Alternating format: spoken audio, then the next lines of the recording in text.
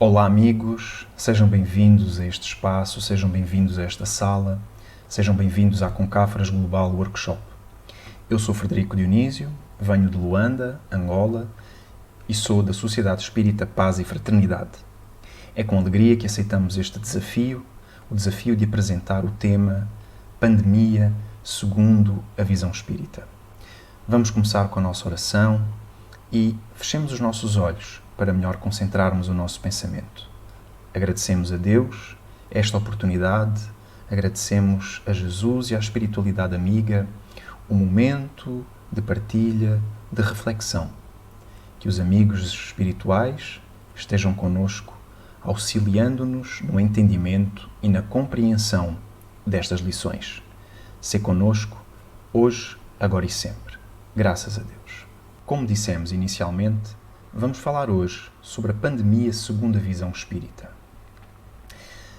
A nossa proposta para este tema é essencialmente uma reflexão, não só sobre aquilo que já foi dito, mas essencialmente sobre aquilo que o Espiritismo e sobre aquilo que nós espíritas podemos fazer perante a situação em que vivemos atualmente. Esta situação é caracterizada essencialmente por dor, sofrimento, medo, pânico, violência.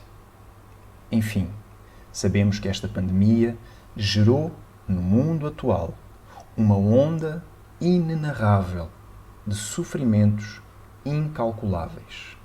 Os desencarnes em massa, os isolamentos obrigatórios, muitas vezes em condições de solidão absoluta, os casos de suicídio, os casos de depressão, a saúde mental afetada de vários milhões de pessoas.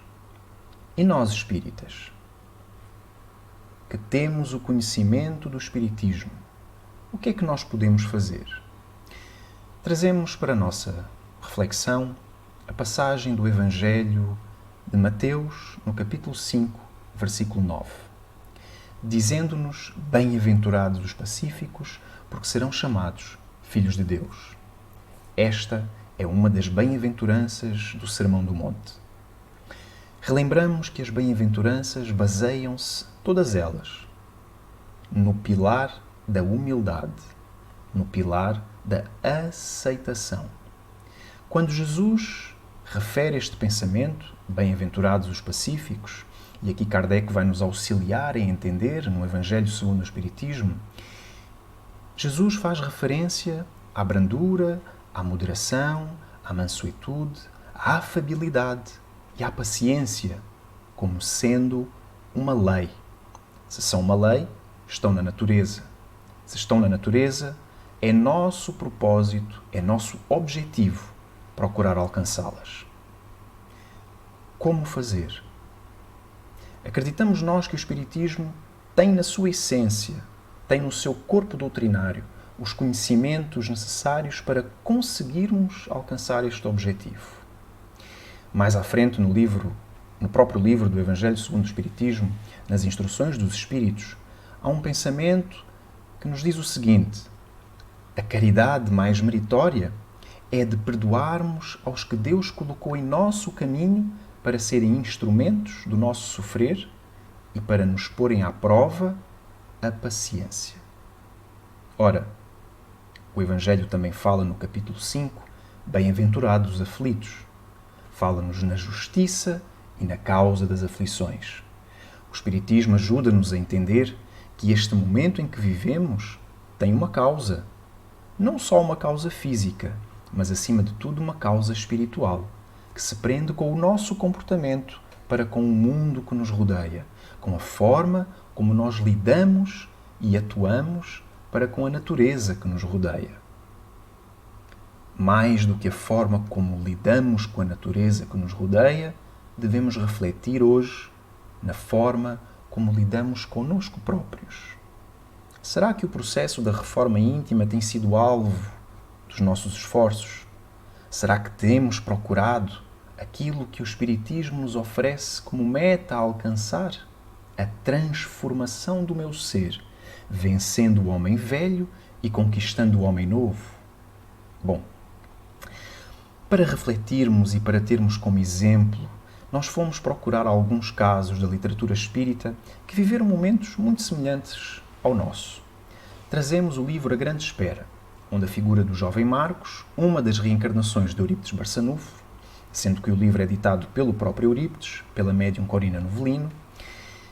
Este jovem Marcos, vivendo ao tempo de Jesus, na comunidade essénia, já tinha dentro de si um pendor natural para o auxílio, para a caridade. Uma das chacras onde ele prestava ajuda, a chacra das flores, começou a viver um momento de dor, um momento de sofrimento, quando surge uma doença, uma febre. Duas crianças, Cornélia e Cecília, e Letícia, passam a viver os efeitos desta doença. Marcos percebe logo que é uma doença complexa, que o salvamento pode estar comprometido, e reparem qual é uma das primeiras medidas que ele toma. Isolamento. Coloca Letícia e Cornélia em isolamento, sendo que apenas ele e a mãe das meninas poderiam visitá-las. Apesar do clima que se instala dentro daquela chácara, dentro daquela pequena comunidade, clima de medo, clima de dor, clima de insegurança, falta de fé, Marcos vai encontrar na figura de Jesus, e o próprio livro diz-nos, a confiança na luz que Deus enviara ao mundo era muito forte, mais poderosa que a desesperança da cura de Cornélia. Marcos vai encontrar também na oração sentida o recurso para conseguir superar as angústias inenarráveis daquele momento. Então aqui temos na figura de Marcos, uma das reencarnações de Eurípides Barçanufo, duas ferramentas que nós podemos utilizar a nosso próprio favor. Vamos procurar também na Revista Espírita de 1865, quando Kardec recebe uma carta da cidade de Constantinopla, do Grupo Espírita da cidade de Constantinopla, quando esta cidade vive um surto de cólera. Relata-nos a história que este surto matou em Constantinopla entre 70 a 100 mil pessoas. O que é que a cidade começa a viver? Aquilo que nós vivemos hoje. Medo, insegurança, violência, falta de fé, falta de perspectiva de futuro. Ora, Repus Filho, na carta que escreve a Kardec, refere algo interessantíssimo. Ele diz-nos que a fé e a crença espíritas dão coragem. E mais ainda, acabamos de dar a mais verídica das provas. Quem sabe se não devemos a essa calma da alma, a essa persuasão da imortalidade, em que os seres, a essa certeza das existências sucessivas, em que os seres são recompensados segundo o seu mérito e segundo o seu grau de adiantamento. Não há sofrimento que não venha por acaso. Isto o Espiritismo evidencia através da literatura. Se aqui nos encontramos, é porque há um motivo, principalmente o de aprender e de progredir. Mas nós, espíritas, temos uma responsabilidade acrescida. A responsabilidade de consolar. A responsabilidade de levar a doutrina dos espíritos no seu aspecto intelectual, como também no seu aspecto material. Continuemos a nossa busca de exemplos para a nossa referência. Anália Franco e Eurípides Barçanufo. Anália Franco, a dama da educação brasileira.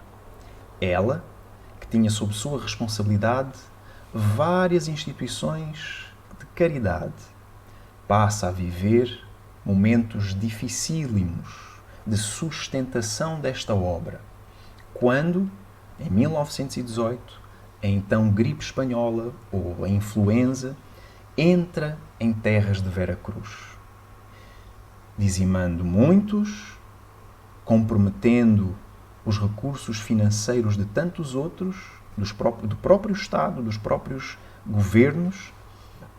Anália Franco vê reduzidos os auxílios monetários que ela recebia frequentemente. E sem estes recursos, ela não consegue providenciar alimentos. Ela passa a recorrer ao seu próprio bolso. Ela já o fazia, mas até o seu próprio bolso sofre cortes consideráveis, o seu salário. Ela está em São Paulo e 142 das suas asiladas são infectadas pelo vírus. Sem medicamentos, pois ainda não existia na época, quando surgiu, o que é que Anália Franco faz? Apenas com o recurso da sua fé ardente, de água fluidificada e de passes, ela consegue recuperar das 142, tirando apenas 4 ou 5, que infelizmente desencarnaram, mas porque já tinham doenças quando contraíram o vírus da influenza, o vírus da gripe na altura. A fé desta senhora, a mansuetude, a sua paciência. Eurípides Barçanufo é outro exemplo. Contemporâneo de Anália Franco, também vai viver este período no Brasil, na cidade de Sacramento, sendo que ele vai desencarnar fruto desta doença. Eurípides Barçanufo, para quem não conhece a história deste espírito, ele receitava, sob orientação de Bezerra de Menezes, auxiliando e amparando um número incalculável de pessoas. E neste período da gripe, mais foram aqueles que o procuraram. E apesar de ter contraído a doença, apesar de se encontrar durante 3 dias com febres elevadíssimas, Eurípides Barçanufo manteve sempre a sua calma, a fé de que tudo é transitório, a fé de que a alma continua e estamos aqui apenas para aprender, aproveitando estas oportunidades benditas que nos são concedidas para evoluirmos, para alcançarmos cada vez mais patamares de entendimento e de conhecimento superiores. Eurípides Barçanufo continuou a atender, continuou a socorrer, a amparar incansavelmente. Estes 2 exemplos vão encerrar, por assim dizer, esta nossa reflexão, conduzindo-nos para o final da nossa reflexão. Queremos trazer a figura de Jesus, nosso Mestre, que esteve connosco há 2000 anos. Sendo que há 2000 anos nós ainda tínhamos aquela que é a maior das doenças, que é o orgulho e, como consequência, o egoísmo. Como é que erradicamos o orgulho e o egoísmo do nosso coração? Jesus deixou-nos o roteiro simples: amar a Deus acima de todas as coisas e ao próximo como a ti mesmo. Então fica aqui a nossa reflexão, meus amigos. Nós que somos espíritas temos esta obrigação. Temos a responsabilidade de levar aos outros o conhecimento que o Espiritismo trouxe até nós. O consolo, o amparo, a calma que o Espiritismo proporciona aos nossos corações. É nossa obrigação levá-lo àqueles que padecem, que sofrem mais do que nunca nos dias atuais. Devemos divulgar a doutrina espírita através da mensagem, através das redes sociais, através de todos os meios que temos à nossa volta. Mas devemos também levar a doutrina espírita através da ajuda material, sem nos esquecermos dos cuidados a ter do ponto de vista da higiene, que hoje são recomendados e todos nós sabemos quais são.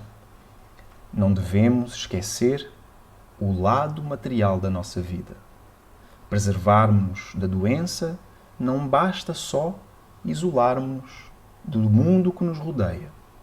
Temos que auxiliar aqueles que se encontram à nossa volta, respeitando os princípios de higiene, respeitando os princípios que são orientados pela comunidade científica dos dias de hoje. Queridos irmãos, fica então aqui a nossa reflexão. Muita paz a todos e bem-aja, meus irmãos.